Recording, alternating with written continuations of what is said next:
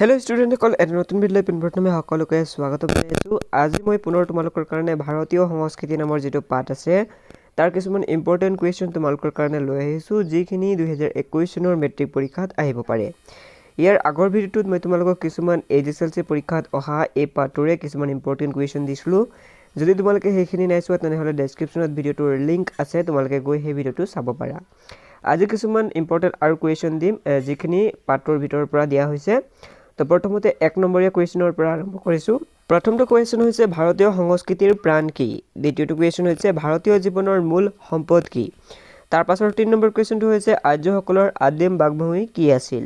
4 number কুৱেশ্যনটো হৈছে এসময়ত আফগানিস্তান যে ভাৰতবৰ্ষৰ লগত সংলগ্ন আছিল তাৰ প্ৰমাণ কিহৰ পৰা পোৱা যায়? 5 নম্বৰ কুৱেশ্যনটো হৈছে কান্দাহাৰ আৰু ভাৰতক এক কৰাৰ চেষ্টা কোনে চলাইছিল? 6 নম্বৰ কুৱেশ্যনটো হৈছে আৰ্যসকলৰ নতুন সংস্কৃতিৰ ভেটি কি আছিল? 7 নম্বৰ কুৱেশ্যনটো হৈছে কালিয়া দমনৰ ব্যাখ্যা কৰা পণ্ডিত জনা কোন? 8 নম্বৰ কুৱেশ্যনটো হৈছে হিন্দুৰ শ্ৰাদ্ধবিধি কোন গোষ্ঠীৰ অৱদান?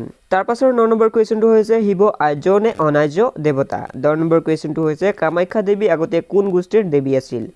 11 নম্বৰ কুৱেশ্যনটো হৈছে মহেঞ্জোদাৰো আৰু হৰপ্পাৰ সংস্কৃতিয়ে কোন যুগৰ নিদৰ্শন দাঙি ধৰে?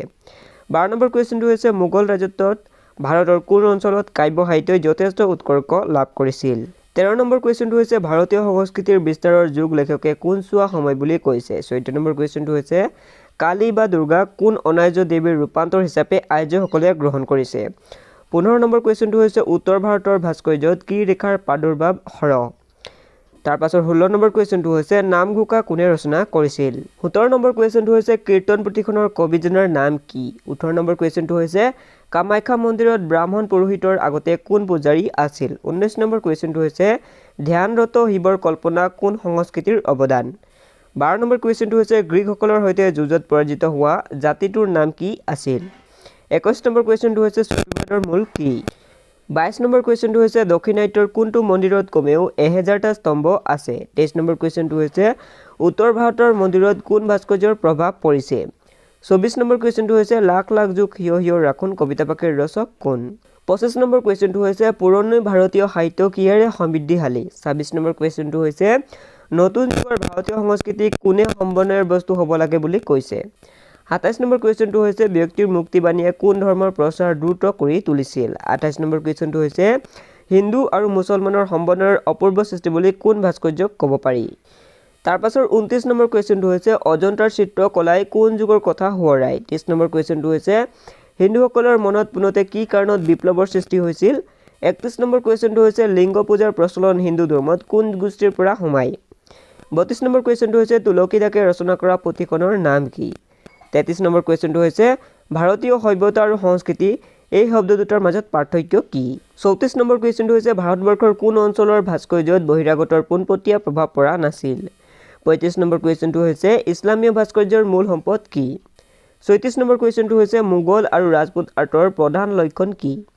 37 নম্বৰ কুৱেশ্যনটো হৈছে নতুন সংস্কৃতি কেনে জীৱনৰ সম্পদ হ'ব লাগে বুলি ভাৰতীয় সংস্কৃতি পাঠটোৰ লেখকে মত প্ৰকাশ কৰিছে। তো এইখিনি হৈছে কিছুমান 1 নম্বৰীয়া ইম্পৰ্টেণ্ট কুৱেশ্যন। এতিয়া আহিছোঁ কিছুমান 2 বা 3 নম্বৰীয়া কুৱেশ্যনৰ বিষয়ে ক'বলৈ। চ' এইখিনি কুৱেশ্যনৰ যিটো মাৰ্ক সেইটো 2 আহিব পাৰে, 3 আহিব পাৰে, নতুবা কেতিয়াবা 4 নম্বৰ বুলিও দি দিয়া হয়, ঠিক আছে। তো প্ৰথমটো কুৱেশ্যন হৈছে 25টামান শব্দৰ ভিতৰত হেম বৰুৱাৰ সাহিত্যকৰ্মৰ পৰিচয় দিয়া। দ্বিতীয়টো কুৱেশ্যন হৈছে সকলো আৰ্টৰ ভিতৰত ভাস্কৰ্যকলা কিয় অধিক গুৰুত্বপূৰ্ণ? 3 নম্বৰ কুৱেশ্যনটো হৈছে আৰ্যসকল কিদৰে ক্ৰমে ক্ৰমে নিভাঁজ অসমীয়াত পৰিণত হ'ল? 4 নম্বৰ কুৱেশ্যনটো হৈছে ভাৰতীয় সংস্কৃতিৰ প্ৰাচীন কালত কোন কোন অঞ্চললৈ বিয়পি আছিল আৰু ভাৰতীয় সংস্কৃতি যে বিস্তৃত আছিল তাৰ কিবা প্ৰমাণ আছেনে? 5 নম্বৰ কুৱেশ্যনটো হৈছে ভাৰতৰ বুৰঞ্জী হৈছে ৰাজ্যৰ উত্থান পতন ভঙা গঢ়াৰ সবিশেষ বুৰঞ্জী, লেখকে কিয় এই কথাষাৰ কৈছে? 6 নম্বৰ কুৱেশ্যনটো হৈছে আৰ্যসকলে অনাৰ্যসকলৰ পৰা উপাসনাৰ কি কি উপাদান আহৰণ কৰিছিল? 7 নম্বৰ কুৱেশ্যনটো হৈছে অজন্তাৰ চিত্ৰসমূহৰ বৈশিষ্ট্য কি? 8 নম্বৰ কুৱেশ্যনটো হৈছে মোগল চিত্ৰশিল্পৰ বিশেষত্বসমূহ কি কি? 9 নম্বৰ কুৱেশ্যনটো হৈছে পুৰণি ভাৰতীয় সাহিত্যৰ বিশেষত্ব কি আছিল? 10 নম্বৰ কুৱেশ্যনটো হৈছে পোনপ্ৰথমে হিন্দুৰ সৈতে মুছলমানৰ সংঘৰ্ষৰ পাছত হিন্দুসকলৰ মনস্তত্বত কি প্ৰভাৱ পৰিছিল? 11 নম্বৰ কুৱেশ্যনটো হৈছে জীৱনৰ ওপৰত যাৰ আস্থা নাই বিপ্লৱৰ ওপৰতো তাৰ আস্থা নাই, কি প্ৰসংগত উল্লেখিত কথাখিনি কোৱা হৈছে? এতিয়া আহিছোঁ কিছুমান 5 বা 6 নম্বৰীয়া কুৱেশ্যনৰ বিষয়ে জনাবলৈ। প্ৰথমটো হৈছে ভাৰতীয় সংস্কৃতি নামৰ পাঠ্যৰ মূল কথাখিনি লিখা। দ্বিতীয়টো হৈছে ভাৰতীয় সংস্কৃতি পাঠটো পঢ়ি তুমি কি উল্লেখযোগ্য কথা শিকিলা তোমাৰ নিজৰ ভাষাত বৰ্ণনা কৰা 3 নম্বৰ কুৱেশ্যনটো হৈছে ভাৰতীয় সংস্কৃতিত সম্বন্ধ নৈ কেনেদৰে সাধন হৈছে পাঠৰ সহায়ত নিজৰ ভাষাৰে লিখা